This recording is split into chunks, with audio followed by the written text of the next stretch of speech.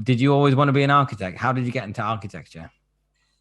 I've always built things, like whether that be puzzles or Meccano or things like that. I actually, one of the best work experience that I did was actually going to work for an accountant when I was in year six. Realized that it was dull as dishwater, not at all what I wanted to do. But up to that point, I had been thinking, I was always good at maths and sort of technical academic type subjects, and thought, oh, I'll go to be an accountant. Like money, like maths, yeah, it's a win-win. Went on this work experience, realized it's not at all what I wanted to do.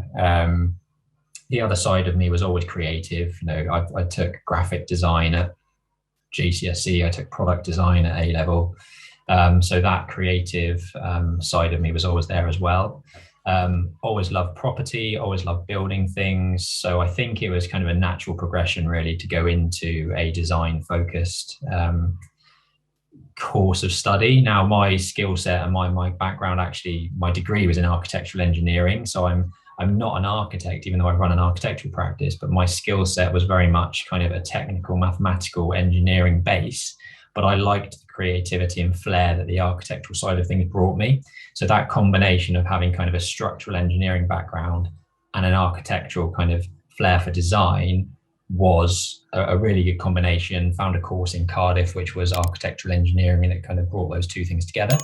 And loved it. 4 years degree in Cardiff set me up really well, I think, for understanding how properties were built, how houses were put together, and not just understanding from a design focus, but actually figuring out how the buildings are put together. How I was designing steel work, I was designing timbers, concrete, masonry. So I got an understanding of not just how it looks from a design perspective, but actually how things are built and put together, which I think is a massive bonus.